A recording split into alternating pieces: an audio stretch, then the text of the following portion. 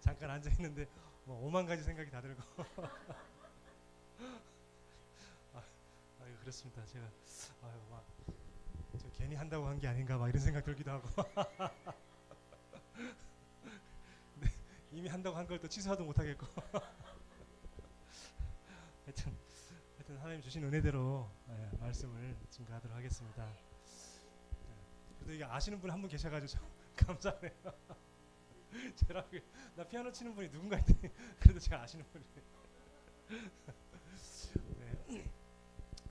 그 제가 이제 머리를 제가 해주는 이렇게 미용실이 있습니다. 제가 이제 그냥 가면 항상 이제 그냥 해주세요 머리를. 이제 머리도 깎아주시고 이제 또 염색도 해주시고 제가 이제 머리 새치가 많이 나가지고 이제 염색도 해주시는 그 보사님 계시는데 그냥 계속 갔다가 오고 그랬는데 이번 주에는 이제 저한테 이제 자기 얘기를 좀 하시더라고요. 무슨 얘기 하시냐면 이제 이 권사님이 그 자녀들이 이제 남편이 알코올 중독자입니다. 남편이 알코올 중독자. 근데 이제 남편이 알코올 중독자 때문에 복음 받은 거예요. 네, 복음 받고 이제 그것 때문에 신앙생활을 하게 된 겁니다. 참 감사하죠. 그래서 역시 문제는 축복인 것 같습니다. 네. 그래서 이분이 이제 신앙생활을 쭉 하는 중에 그나마 자랑할 게 뭐냐면 자녀들. 자녀 둘이 있는데 이 자녀 두 분이 이제 너무 공부를 잘하는 거예요. 큰 아들은 연세대학교를 나와가지고 이제 공무원이 됐고 이제 둘째 딸은 이제 그 교대를 나와가지고 초등학교 교사가 됐어요. 얼마나 감사합니까? 그래도 이제 내세울 게 이제 자녀들밖에 없는 거예요. 근데 이렇게 그렇게 늘 믿고 자랑하던 자녀들인데 어느 날 갑자기 신앙생활을 안 하고 교회를 안 나가겠다고 한다는 겁니다. 그러니까 이제 너무 충격이 된 거죠. 이 권사님은 이 권사님이 너무 충격이 돼가지고 낙심도 많이 되고 내가 남편은 믿을 게 없고 그나마 이 자식 둘을 믿었는데 이 자식 둘이 교회를 안 나간다고 하니까 막 윽박도 질러보고 화도 내보기도 하고 소리도 쳐보기도 하고 또 때로는 달래보기도 하고 별짓을 다 했는데 안 되는 겁니다. 그래가지고 이제 이렇게 하다가는 이제 집안이 완전히 풍비박산 나겠다. 계속 싸우게 되니까 그래가지고 그냥 다 내려놓고 이제 이 권사님이 그냥 내가 하나님 은혜 속으로 들어가야겠다. 그래가지고 강단 말씀을 진짜로 붙잡기 시작했답니다.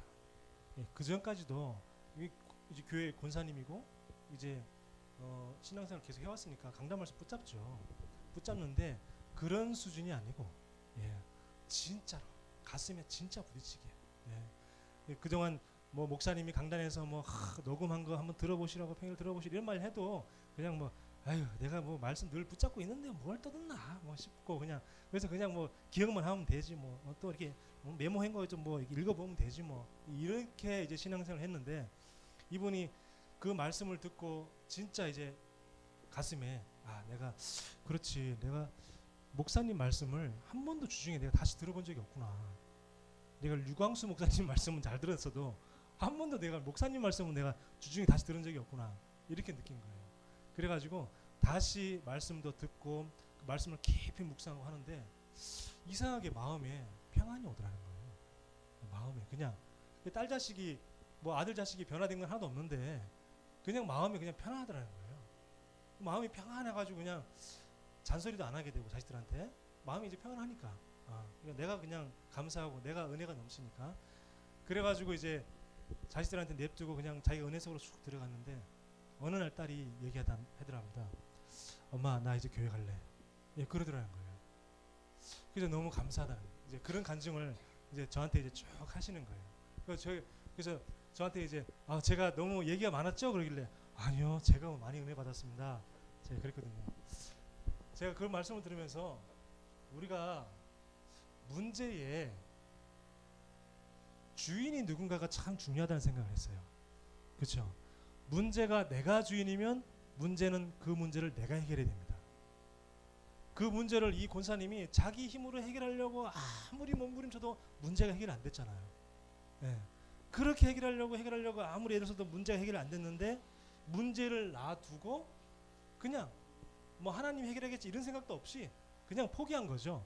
포기하고 본인 스스로가 은혜 속으로 들어갔는데 하나님이 그 문제를 해결하신 거예요. 그렇죠? 네, 얼마나 감사한지. 네. 그래서 주인이 누군가에 따라서 그 문제를 해결하는 사람이 누군가가 달라집니다. 요셉을 한번 보니까요. 요셉이 노예에서 해방시켜 달라고 한 번도 기도한 적이 없었어요. 그렇죠? 내가 노예가 됐는데 내가 그렇게 우리 아버지한테 사랑받는 아들이었는데 나를 이 노예에서 해방시켜 주시옵소서 이렇게 기도한 적이 한 번도 없었어요. 그리고 요셉이 감옥에 갔을 때도 내가 이 감옥에 갔는데 내가 노예에 대해서 겨우겨우 살만해가지고 내가 애굽의 총리가 됐는데 아니 노예 가정 총무가 됐는데 이제 살만해지니까 또 감옥에 가다니 내 인생이 이게 뭡니까? 나를 구해 주시옵소서. 문제를 놓고 한 번도 해결한 기도한 적이 없었어요. 그죠? 얼마나 감사한지. 그래서 문제를 놔두고 내가 먼저 하나님이 주시는 힘을 공급받는 게 너무너무 중요합니다. 아멘. 네. 그래서 우리가 자꾸 말씀을 붙잡아야 되는데 말씀을 붙잡는 게 아니고 자꾸 문제를 잡는 거 있죠. 그리고 복음에 집중해야 되는데 복음에 집중하지보다는 자꾸 문제에 집착하는 거 있죠. 네. 자꾸 이렇게 되니까 문제가 해결이 안 되는 겁니다. 계속 나는 그 문제를 해결하려고 발버둥 치면 발버둥 칠수록 더 문제 속에 들어가게 되고 더 가슴은 답답하고 머리는 아파오고 더 힘들고. 예. 근데 우리가 말씀을 붙잡고 복음에 집중하니까 문제는 하나님이 해결하시고. 아멘. 이런 응답 받길 바랍니다. 네. 그래서 우리가 정말로 복음을 체험하면 다릅니다. 정말 우리가 복음을 체험하면 뭐가 다릅니까? 이 그냥 감사가 아니고 감사의 깊이가 다릅니다. 그냥 우리가 하는 감사 있잖아요. 오늘도 뭐 좋은 날 주시고 지나가는 저기 뭐 장애인 보니까 아유 나는 몸 멀쩡하니까 감사하고 이런 감사가 아니고 진짜 감사의 깊이가 다르고 감사의 넓이가 달라지고요. 감사의 높이가 달라진다는 거죠. 진짜 복음을 체험하니까. 제가 이제 처음에 어떻게 저도 원하지 않게 개척을 이제 하게 된 겁니다. 그러니까 이제 개척을 하게 됐는데 이제 뭐 사람이 있어야죠. 아무도 없고 그래가지고 제가 이제 현장에서 전도할 때 어떤 편의점에 전도하러 간 겁니다. 편의점에 전도하러 갔는데 거기 이제 알바하는 우리 청년이 있었어요. 그래서 그 청년에게 갔는데 저한테 한 번에 딱 그러더라고요. 저 불교 신자거든요. 네. 그렇게 그래서 뭐 예 알겠습니다. 그랬죠.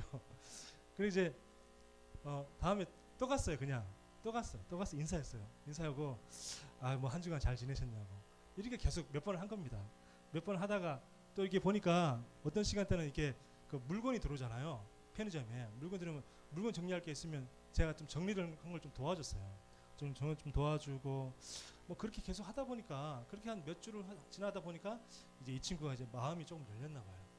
그래가지고 내가 왜 계속 여기를 오겠냐. 내가 꼭 전해주고 싶은 말이 있는데 한번 들어보겠냐. 그랬더니 잠깐이면 시간 된다는 거예요. 그래가지고 제가 이 친구한테 복음을 전했는데 이 친구가 이제 영접을 한 겁니다. 그 이후로 제가 이 친구한테 계속 일주일에 3번 내지 5번을 계속 들어간 거예요. 매일 거의 매일같이 매일같이 계속 들어가는 중에 거의 1년 한 6개월 정도 지나니까 이 친구가 이제 저희 교회로 오는 거예요. 네. 교회로 와가지고 저희랑 같이 신앙생활을 쭉 하게 되는 겁니다. 너무나 감사한 거는 지금 이제 저희 교회에 온 지 이제 2년 좀 넘어가는데 이제는 이제 그 11조 헌금도 합니다. 그 얼마 안 되잖아요, 사실. 그 편의점 알바 해봐야 그 얼마나 되겠습니까? 근데 거기서 그 11조를 헌금하니까 얼마나 귀하고 감사합니까? 네. 우리 친구 여기 와 있잖아요.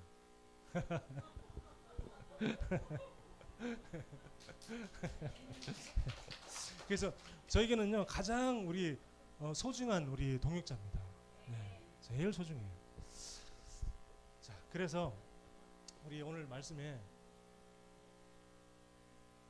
사사 기드온을 통해서 우리가 중요한 말씀을 좀 우리가 해볼게 될 건데, 우리가 그 사사 시대에 대한 좀 이해가 좀 필요한 것 같아요. 사사 시대. 사사 시대는 이 사사란 말이 재판장이라는 뜻이거든요. 재판장. 우리 그리스도의 삼중직 알죠?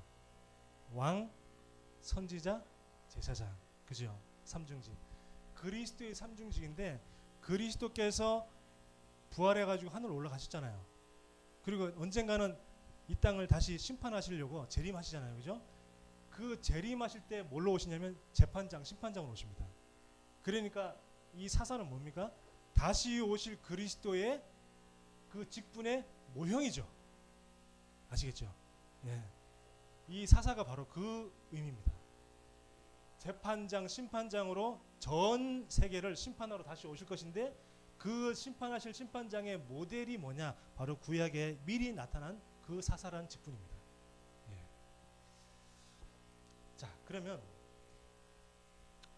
이 사사 시대는 오늘 말씀에 사사기 6장 1절을 한번 볼게요. 사사기 6장 1절에 보면 이렇게 말씀하고 있습니다. 이스라엘 자손이 또 여호와의 목전에 악을 행하였으므로. 예, 뭐했냐? 또 악을 행했대요. 또 악을. 자, 이스라엘 백성이요, 언약을 놓치니까요, 주변 국가를 통해서 계속 고통을 당하는 겁니다. 언약을 놓치니까 이스라엘 백성을 통해서 계속 고통을 당하고, 그러면 하나님이 사사를 보내셔서 해방을 시킵니다. 그러면 해방된 다음에 내가 이렇게 고통을 받다가 해방됐으니까 진짜 언약을 놓치지 말아야 되는데 언약을 또 놓치죠. 또 언약을 놓치고 또 이게 이제 고통이 반복되고, 이런 사이클이 계속 반복되는 겁니다. 자, 그러니까 하나님이 뭐냐면 이 언약을 붙잡게 하기 위해서는 어떻게 됩니까? 계속 고통을 줘야 돼요. 그렇죠? 예, 계속 고통을 줘야 됩니다. 막 이게 사사기를 읽어보면요, 막 답답하고 막 미칠 것 같아요. 어떻게 똑같은 실수를, 똑같은 잘못을, 똑같은 죄를 그렇게도 계속해서 반복할까? 근데 가만히 보니까요, 이게 우리 자신이더라고요. 내가 우리 이런 모습이더라고요. 내가 늘 언약을 잡았다가 살만하면 놓치고, 또 기도 조금 문제 생기면 기도했다가 조금 괜찮아지면 응답 오면 살만하면 또 기도 안 하고, 늘 그러는 게. 그래서 이 사사기를 보면서 항상 저를 뭘 보냐면 제 자신을 봅니다. 아, 내가 이스라엘 백성과 다르지 않지. 내가 이 사람들과 똑같은 인간이지. 그죠? 그래서 내 자신이 뭐냐? 또 염려하고, 언약 붙잡았다가 또 염려하고, 또 근심하고, 또 불신하고, 예, 계속해서 뭐 교회가 어떻고, 우리 목사님이 어떻고, 뭐가 어떻고, 우리 사모님이 어떻고, 뭐 맨날 이 속에서 빠져나오지 못하는 거예요. 그냥 계속. 예. 그 사사기를 보면서 얼마나 우리 자신들이 부끄러운지요. 예. 내가 늘 욕했던 그 이스라엘 모습이 바로 나라는 모습에 내 모습이 투영이 되니까 얼마나 내가 부끄러운지. 예. 그래서 우리는 이 또 인생이 되면 안 됩니다. 로또 인생 말고 또 인생. 어떤 그 여자 아주머님이 이렇게 얘기했대요. 아유, 우리 남편은 내 인생이 로또야. 그랬대요. 그러니까 옆에 있던 분이 어머, 그 좋으시겠어, 얼마나 좋으시면 내 인생이 로또라 그러세요 했더니, 아니 그게 아니고 하나도 안 맞아. 절대 맞는 게 하나도 없어. 그랬다는 겁니다. 우리가요 진짜 또 인생 되면 안 됩니다. 또 인생. 예. 자, 이렇게 되니까 사사기 6장 6절에 보니까 이스라엘이 미디안으로 말미암아 궁핍함이 이른 심한지라 이에 이스라엘 자손이 여호와께 부르짖었더라. 이렇게 계속 궁핍함이 심하니까, 이렇게 계속 고통이 오니까 또 여호와께 부르짖는 거죠. 계속해서 우리가 정말 이 이스라엘을, 성경에 있는 이스라엘 백성들의 모습을 보면서 우리는 이스라엘 백성을 따라가지 않게 되기를 바랍니다. 자, 그러면 오늘 말씀처럼 제목처럼 사사 기드온에 대해서 한번 보도록 하겠습니다. 사사 기드온은요, 제일 먼저 무엇을 하기 전에 확신부터 가집니다. 내가 뭘 하기 전에. 사사기 6장 12절 16절을 보니까 이렇게 말씀하고 있습니다. 6장 12절에 여호와의 사자가 기드온에게 나타나 이르되 큰 용사여 여호와께서 너와 함께 계시도다. 그리고요, 또 16절에도 보니까 여호와께서 그에게 이르시되 내가 반드시 너와 함께하리니 그랬습니다. 이 사사로서의 어떤 공식적인 활동을 하기 이전에 가장 먼저 어떤 확신을 가지냐면 하나님이 나와 함께 하신다. 이 확신부터 먼저 가진 거죠. 우리가 어떤 것을 뭔가를 하기 전에 가장 중요한 게 뭐냐면 하나님이 나와 함께 하신다. 이 확신을 가지는 게 제일 중요합니다. 이 확신이 없으면요, 자꾸 뭘 하게 되냐면 착각을 하게 됩니다. 하나님이 나와 함께 하신다는 이 확신이 없으면 자꾸 착각을 하게 되죠. 그래서 15절에 보면 이렇게 말합니다. 15절에 그러나 기드온이 그에게 대답하되 오 주여 내가 무엇으로 이스라엘을 구원하리까? 보소서 나의 집은 므낫세 중에 극히 약하고 나는 내 아버지 집에서 가장 작은 자니이다. 자꾸 착각하는 거예요. 누가 생각납니까? 모세가 생각나죠. 모세, 나는 못합니다. 말 잘하는 사람을 보내세요. 내가 어떻게 하겠습니까? 내가 누굽니까? 나는 노인이고 도망자고 살인자고 이 속에 은둔자 아닙니까? 나는 못하겠습니다. 자꾸 착각하는 거죠. 그때 하나님이 모세에게 계속해서 반복적으로 갔던 말이 뭐냐면 내가 너와 함께 있으리라. 그 말씀을 계속했잖아요. 그죠? 그래서 우리는 이런 현실을 보거나 사실만 보지 말고 영적인 사실을 봐야 됩니다. 영적인 사실을 볼 때 우리가 정확하게 보시는 거예요. 그렇죠? 사사기 6장 25절에서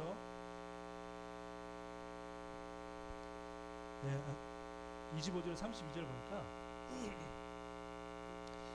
이제 이 사사가 이제 하나님의 명을 받아서 우상을 다 제합니다. 특히 이제 바알 우상, 아세라 우상의 그 제단을 다 완전히 다 헐어버립니다. 근데 이때까지만 해도 아직 그렇게 자신감이 있거나 그렇게 힘이 넘치지 않았어요. 그러니까 낮에 하면 걸릴까봐 밤에 몰래 가가지고 이제 그 제단을 다 헐어버리고 그 옆에 새로 하나님을 위한 새로운 제단을 딱 사놓는 거예요. 자, 그러니까 아침에 이제 사람들이 이제 우상을 숭배하고 제단에 제사를 드리려고 와보니까 제단이 다 무너져 있단 말이에요. 수성을 해보니까 기드온이 그랬대. 그러니까 이제 기드온 집에 막 사람 찾아가지고 기드온 나오라고 막 난리를 치죠. 그러니까 이제 이때 참 기드온의 아버지가 참 지혜로웠어요. 기드온의 아버지가 뭐라고 얘기했냐면 그 사람들한테 야 이 사람들아 너희가 바알을 위해서 너희가 싸우겠느냐? 바알이 정령 신이 맞다면 자기가 자신을 구원할 거 아니냐? 너희가 바알을 구원하냐? 이렇게 얘기를 합니다. 그러니까 이제 그 사람들이 말이 맞잖아요. 그러니까 말이 맞으니까 돌아가는데 이때부터 기드온의 별명이 뭐가 되냐면 여룻바알이 됩니다. 여룻바알의 뜻이 바알과 싸우는 자, 바알과 다투는 자 이렇게 됩니다. 저와 여러분이 우상과 싸우는 그런 응답 받길 바랍니다. 이 지역에 얼마나 많은 우상이 많습니까? 특히 뭐 우상도 많지만 보이지 않는 우상, 지식의 우상, 경제 우상, 그리고 또 종교 우상 너무 많아요. 우상들과 싸우는 여룻바알이라고 바뀌고 합니다. 자, 그러면서 사사기 6장 36절에서 40절 보니까 이제 뭘 하냐면 이 확인을 합니다. 확인을. 무슨 확인을 하냐면 하나님이 저를 사용하는 게 맞다면 제 마당에 양털을 갖다가 모아놓을 테니까 이 양털만 적고 마당은 하나도 안 적게 해주시옵소서. 다음날 와보니까 어떻게 돼요? 마당은 하나도 안 젖어 있는데 양털을 딱 짜보니까 물이 한가득 나옵니다. 그 다음에 또 기도하죠. 하나님, 그러면은 양털은 안 적고 마당만 다 적게 해주달라. 그렇게 했는데 하나님 이제 다음날 일어나 보니까 또 그렇게 돼 있잖아요. 자, 그래서 우리가 무언가를 하기 전에 제일 먼저 확인하는 작업이 굉장히 중요합니다.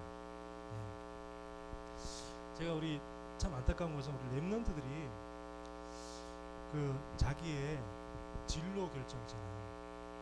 그리고 또 취업 이런 거에 대해서 그냥 거의 확인 작업 없이 그냥 합니다. 그러니까 뭐 내가 이걸 선택하는 게 맞는지, 이 대학을 가는 게 맞는지, 그리고 전공을 이걸 선택하는 게 맞는지 정말 하나님께 물어보고 질문하고 이게 내 적성과 내 달란트가 맞는지 이걸 확인해야 되는데 거의 불신자하고 똑같이 그냥 점수에 맞춰서 대학을 진학하고 또 환경에 맞춰서 그냥 취업을 합니다. 그러니까 어떤 내가 영적인 서밋과 기능 서밋의 응답이 없고 그냥 직장을 선택하려고 하니까 요즘이 뭐냐면 렘넌트들이요, 주의를 지키지 못하는 직장을 많이 선택해요. 그런 렘넌트들이 많아요. 그러니까 그리고 중고등학교 때는 저렇게 막 엄마의 손에 이끌려가지고 교회 왔다가도 대학 들어가면서 이제 일단 대학 문화에 약간 한번 무너지고, 대학 문화는 술 문화 아닙니까? 술 문화에서 잠깐 무너지고, 그러다가 이제 또 뭐 이성 친구도 사귀고, 또 그러다가 이제 막상 이제 졸업할 때쯤 되니까 대학을 가야 돼. 대학 가려니까 어떻게 됩니까? 이제 뭐 막상 취업을 해야 되는데 내가 그동안 뭐 어떤 서밋의 자리에 오른 게 아니고 그냥 어떻게 불신자처럼 똑같이 그냥 주일에 어쩌다가 한번 교회 오고 그냥 불신자처럼 일주일 동안 그렇게 살다가 이제 취업을 하려니까 어떻게 됩니까? 거의 그냥 자기 상황과 환경에 맞춰서 그냥 하다 보니까 대학도 그냥 대학만 가자, 취업도 어떻게든 그냥 취업만 하자, 백수만 면하자, 이렇게 되는 거죠. 그러니까 내가 주의를 지킬 수 있는 직장을 내가 원해서 선택해서 가는 게 아니고 어떻게든지 나만 뽑아주세요, 이런 식이 되는 거예요. 그래서 우리가 제가 이제 렘넌트 데이 스텝이라서 하는 말이 아니고 렘넌트 데이 스텝이라서 하는 말이 아니고 렘넌트 데이 때, 한 달에 한 번 렘넌트 데이 때 15개에서 16개 직업이 인턴십이 있습니다. 이런 거 갖다가 우리 렘넌트들이 좀 중고등학교 때 좀 많이 활용을 하면 참 좋거든요. 예. 그런 건데 그런 데는 별로 관심 없어요. 관심 없다가 이제 막상 이제 코앞에 닥치면 이제 그때서야 막 부랴부랴 뭐 아유 뭐 내신 정석이 뭐 이 정도고 또 수능 점수 이 정도니까 뭐 대충 맞춰서 뭐 대학 가고 이렇게 되는 거예요. 어떻게든지 뭐 대학 갔으니까 됐지 뭐 이런 식으로. 우리 렘넌트들이 진짜 자기의 어떤 기능과 달란트를 확인하고 발견하고 가야 되는데 잘 그러지 못해요. 우리가 그런 부분에 우리가 조금 헌신해줄 필요가 있다고 생각합니다. 우리 렘넌트들이 진짜 제대로 확인하면서 확인되어지는 과정 속에서 인도받아 갈 수 있도록 그 부분에 우리 기성세대들이 좀 헌신하고 도와줄 필요가 있다고 생각합니다.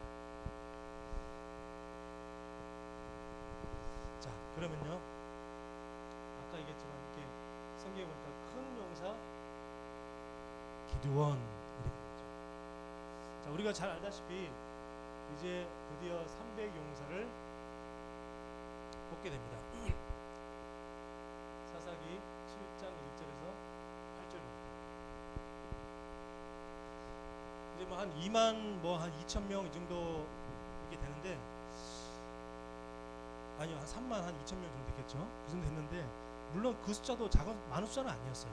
왜냐하면 그때 미디안 이 군사들이 거의 뭐 모래에 해변의 모래가처럼 이렇게 많이 왔었다고 이렇게 성경이 기록하고 있으니까, 그런 사람들과 상대하려면 뭐 3만 2천 명 이 정도 숫자 가지고도 사실 많은 숫자도 아닌데 하나님이 뭐라고 말씀하냐면 너희가 너희 손으로 너희를 구원했다고 말할까봐. 그래서 이제 두려운 사람들은 다 돌려보내라. 그렇게 말하죠. 그래서 이제 기드온이 그 한 32,000명 되는 사람들 앞에서 혹시나 무서운 사람들, 혹시 걱정되는 사람들은 집에 가시오 했더니 22,000명 훅 가버리잖아요. 그러니까 3분의 2 이상이 가버린 겁니다. 그래서 이제 10,000명이 남았어요. 이제 10,000명 남았는데 그 중에서 또 이제 뭐 좀 이렇게 가다가 목마르니까 저 시내가에서 물을 마시게 해라 해가지고 물을 마시는데 한 팀은 이제 막 무릎 꿇고 막 남자답게 막 이렇게 물을 마시고 있는데 또 어떤 사람들은 막 무릎 꿇고 손으로 이렇게 물을 마셔 이렇게 마시는 사람들이 있단 말이죠.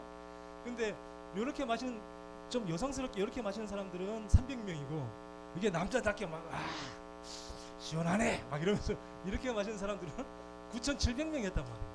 그런데 9,700명 하나님 다 보내라는 거예요. 9,700명을 다 보내. 32,000명도 많은 숫자가 아니었는데 다 보내고 나머지 300명 따라 남았어요. 진짜 하찮은 사람들이죠. 진짜 물도 막 남자답지 못하게 이렇게 먹고 막 이런 막 그런 사람들인데 이런 300명 가지고 뭘 할 수 있겠습니까? 그렇죠?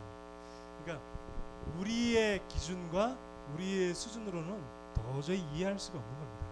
안 되는 거예요. 이거는. 근데 하나님은 이 300명 가지고 역사하시잖아요. 자, 그래서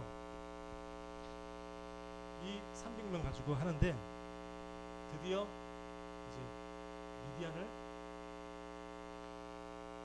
무찌릅니다. 사사기 7장 19절에서 25절 말씀. 어떻게 하냐면 300명을 갖다가 100명씩 세 팀으로 나눠가지고 100명은 정 가운데 또 100명은 왼편에서 100명은 오른편에서 그렇게 세 팀으로 나눠가지고 미디안을 밤에 한밤중에 싹 들어가는데 이제 횃불은 항아리에 감추고 그 다음에 이제 한 손에는 나팔을 들고 이렇게 가잖아요. 이렇게 몰래 싹싹 가서 이제 어느 정도 가까이 다가갔을 때 기드온이 이제 신호를 하니까 이제 이 항아리를 다 큰 소리로 터뜨리고 나팔을 빵 이제 불면서 이제 횃불을 들고 이렇게 막 소리를 지릅니다. 하나님을 위하여 기드온을 위하여 이렇게 막 소리를 지릅니다. 이렇게 소리 지르니까 이 사람들이 자다가 벌떡 일어나서 이게 웬 건가 해가지고 자기네끼리 칼로 막 찌르잖아요. 자기네끼리 어떤 깜깜해서 놀라가지고 자기네끼리 막 칼로 찌르는 거예요. 하나님이 역사하니까 뭡니까? 싸우지 않고 승리하게 되는 거죠.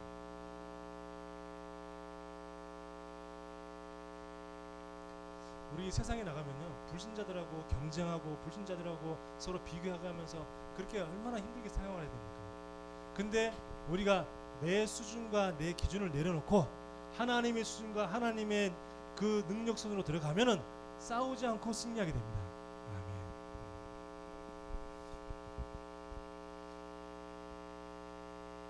그리고 이제 그 두목이라고 하는 이제 살문나와 이제 세바라는 이제 두목을 죽이는데 두목은 뭡니까? 결국 이제 영적으로 볼 땐 사단이죠. 사단의 권세를 완전히 박살내는 겁니다. 자, 이렇게 됐을 때 참 이 기드온의 고백이 참 대단해요. 기드온의 고백이 참 대단합니다.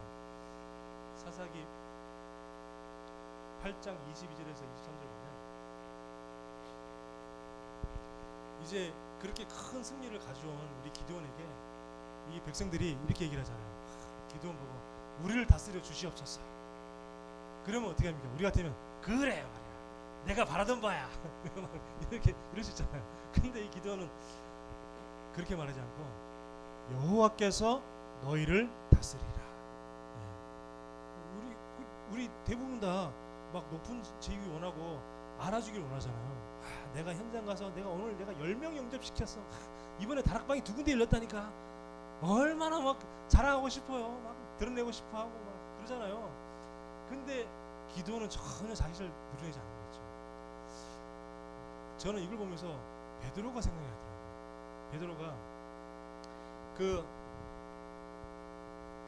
부활을 경험하기 전에는 베드로가 막 도망가고 막 그랬잖아. 근데 정말 이 부활을 경험하고 나니까 이 안진뱅이를 이렇게 세운 다음에 사람들이 막 베드로 보고 와 대단하다. 야 저렇게 저기 뭐야 고기 잡던 어부했던 저 베드로가 어떻게 저를 38년 동안 안전뱅이 뜨는 걸 이렇게 세우지 막 이렇게 하면서 막 주목할 때 이 베드로가 했던 말이 왜 우리를 주목하느냐, 왜 우리의 힘과 우리의 능력으로 이 사람을 이렇게 세운 것처럼 왜 우리를 주목하느냐, 너희들이 십자가 못 박아 죽인 그 그리스도가 이 사람을 이렇게 세운 것이 아니냐 그렇게 얘기했잖아요. 근데 이 베드로도 똑같이 기도도 똑같이 그렇게 얘기합니다. 자기가 그렇게 수고해서 미디안을 쫓아내고 그리고 정말 나라를 되찾고 그러면 왕이 될 만하잖아요. 근데 백성들이 왕이 되어달라고 했을 때, 자기 나라를 다스려달라고 했을 때 그건 할 수 없다. 더 큰 말은 뭐냐면 내가 그렇게 할 수 없을 뿐만 아니라 내 자식도 그렇게 못할 것이다. 오직 여호와가 이 나라를 다스릴 것이니라. 그렇게 말합니다. 저와 여러분의 주인이 그리스도시요, 또 하나님이 우리를 다스리시고 그 하나님이 다스리는 그 속으로 우리가 들어가야 될 줄 믿습니다. 결론입니다.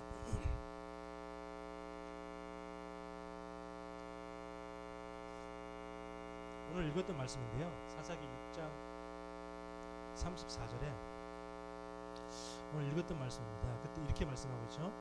여호와의 영이 기드온에게 임하시니.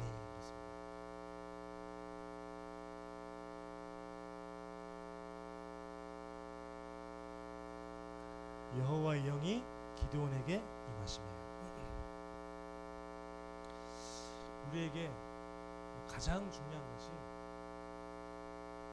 성령의 충만함을 받는 것입니다. 성령 충만은 뭐냐면 내가 복음으로 내 마음과 내 생각, 내 영혼이 가득 차는 겁니다. 내가 복음으로 가득 차고 내가 하나님의 말씀으로, 강단의 말씀으로 내가 충만한 게, 이게 성령 충만입니다. 제가 아까 처음에 시작할 때도 잠깐 얘기했지만 이 부교육자가요, 자칫 잘못하면은 제일 강단 말씀을 놓치기 쉽습니다. 제가 해보니까 그렇더라고요. 제가 부교육자 때 저는 어떻게든지 이 강단 말씀을 전하려고 제일 먼저 내가 묵상하고 내 나름대로 또 강단 말씀만 늘 전해요. 우리 다락방 할 때, 교회 내 다락방 할 때는. 근데 이제 교회 밖에 다른 사람, 이제 외부 사람 다락방 할 때는 뭐 이제 뭐 복음 편지도 하고 뭐 이런 거 하지만, 교제를 받고 하지만, 우리 교회 성도들, 우리 교회에 내가 지교회를 맡았다. 그럼 그 지교회 할 때는 무조건 다 강단 말씀 가지고만 합니다. 딴 건 절대 하지 않습니다. 제가 어떤 때는 이런 적도 있었어요. 뭐냐면 강단 말씀을 가지고 따로 기본 메시지를 또 넣어가지고 그 다락방 메시지를 또 제 스스로 따로 만든 적도 있었어요. 그렇게까지 막 했어요. 그런데도 저는 제 개인적으로 강단 말씀을 그렇게 깊이 있게 못 붙잡았다. 지금 돌아보니까 그렇게 생각되는 거죠. 그래서 우리가 진짜로 내가 성령 충만하고 내가 말씀 속에 깊이 들어간다면요, 강단 말씀을 놓치면 절대 안 됩니다. 정말입니다. 어떤 사람은요, 막 그 유광수 목사님, 저도 유 목사님 굉장히 존경합니다. 저는 누구보다 존경하거든요. 존경하고 저는 기도 수업을 늘 유 목사님 영상으로 직접 듣습니다. 직접 보고 늘 그렇게 합니다. 늘 그렇게 하지만 강단을 더 중요하게 생각합니다. 그렇죠? 강단이 더 중요한 거예요. 왜냐? 하나님이 우리 교회에 우리 목사님을 세워서 주신 말씀이기 때문에. 자, 그렇다면요,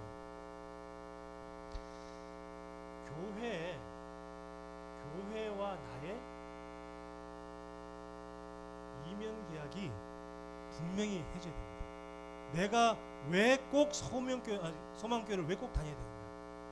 내가 많고 많은 다락방 교회 많이 있잖아요. 조금 가면은 뭐 차를 타고 조금만 가면은 뭐 예원교회도 있고 좋잖아요. 근데 내가 왜 꼭 소망교회를 다녀야 되는지, 이게 분명히 이유가 확실해져야 됩니다. 이게 확실하지 않으면요, 조금 뭐 시험거리도 있으면 그냥 가버리는 거예요, 그냥. 그래서 내가 왜 그냥 단순히 우리 동네에 있기 때문에 가까워서, 거리가 가까워서, 아니면 뭐 내가 그냥 늘 지금까지 다녔던 교회니까, 이런 이유 말고 거리가 멀어도 난 반드시 소망교회를 가야만 한다는 그런 뭔가 나만의 이유가 있어야 된다는 거죠. 예. 그 이유가 나만의 이유가 발견되지 않으면요, 우리가 조금 뭐 하게 되면은 아유 가까운 교회 가지 뭐 이렇게 돼버려요. 그래서 이게 꼭 찾아지길 주 예수 그리스도 이름으로 축복합니다. 아멘. 이게 꼭 찾아져야 돼요. 그래서 내가 오직 복음 속, 오직 교회, 오직 내게 주신 직분, 뭐 집사, 권사, 장로 그러면서 혹은 또 무슨 뭐 교회 사역자, 뭐 렘넌트 사역자 뭐 이 직분 있겠죠. 요 세 가지만 계속 기도하면 됩니다. 딴 거 기도할 거 없습니다. 이게 며칠 전에 우리 기도처에 보니까 류 목사님 메시지더라고요. 저는 그 말씀을 굉장히 크게 와닿더라고요. 오직 복음만 놓고 오직 기도 놓고 오직 직분 요 세 가지만 계속 기도할 거라. 딴 거는 기도할 거 없다. 류 목사님이 이제 말씀 주셨는데 저는 그게 굉장히 그때 그날 메시지 중에서 가장 제 마음에 와닿더라고요. 내가 얼마나 오직 복음을 생각하고 있으며, 내가 얼마나 교회를 놓고 기도하고 있으며, 내가 얼마나 내 목사라는 직분을 놓고 기도하고 있는지, 내가 목사라는 직분이 어떤 직분인지, 그러니까 이걸 놓고만 계속 생각하면 이 속에서 내가 뭘 해야 될 것이 다 나옵니다. 내가 뭘 해야 되고, 교회를 위해서 뭘 해야 되고, 현장에서 뭘 해야 되고, 사실은 이 세 가지 속에서 다 나오거든요. 그리고 마지막 하나가 뭐냐면 우리 렘넌트, 우리 후대. 제가 한 지난달인가 그때도 제가 어떤 교회에서 예배를 잠깐 주일날 인도를 하게 되었습니다. 근데 보니까 거기도 중직자분들의 자녀분들이 예배에 실패했다는 얘기를 많이 들어서 저는 모르고 왔는데, 모르고 예배 드리고 이제 그냥 나왔는데 나중에 들어보니까 중직자분들의 렘넌트들이 예배에 많이 실패하고 있는 그런 얘기를 이제 나중에 들었거든요. 근데 그날 제가 예배에 대해서 굉장히 좀 그런 메시지를 많이 했었어요. 저는 모르고 그냥 하나님이 그 성경 본문을 가지고 묵상하는 중에 하나님 저에게 주신 말씀이 예배에 대한 말씀이었기 때문에 예배에 굉장히 중요한 게 그렇게 많이 했거든요. 그래서 제가 전도가 뭐냐? 전도는 현장에 있는 또 다른 예배할 자를 찾는 것이 전도다. 그리고 우리 렘넌트들이 가장 전달을 하고 렘넌트들이 가장 우선해야 될 게 뭐냐?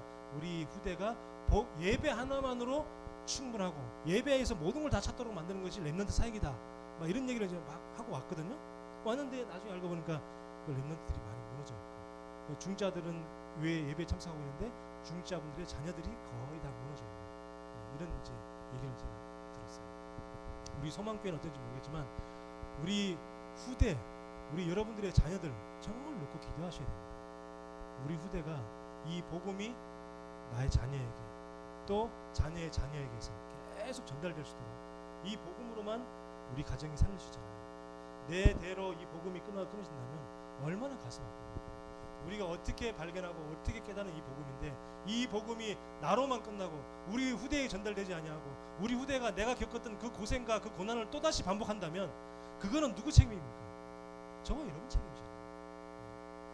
그래서 이 부분을 놓고 진짜 우리가 가슴 치면서 울면서 기도해야 됩니다. 우리 후대만큼은 절대 실패시킬 수 없다. 이 응답 받는 우리 저와 여러분 되기 바랍니다. 하나님 은혜를 감사합니다. 하나님 너무나 소중한 우리 소망교회 축복하여 주시옵소서. 오직 복음으로만 성장하는 우리 소망교회가 되게 하여 주옵시며, 오직 렘넌트 살리는 소망교회 되게 하여 주옵시며, 오직 선교하는 소망교회 될 수 있도록 주님이 성령으로 역사하여 주시옵소서. 하나님 사사 기도원을 통해서 우리가 중요한 받아야 될 응답들을 확인하게 하여 주옵시며, 하나님 그 말씀 속에서 늘 확인하며 또 기도원이 받았던 그 응답을 하나님 받을 수 있도록 주님이 역사하여 주시옵소서. 살아계신 예수 그리스도 이름으로 기도하옵나이다. 아멘.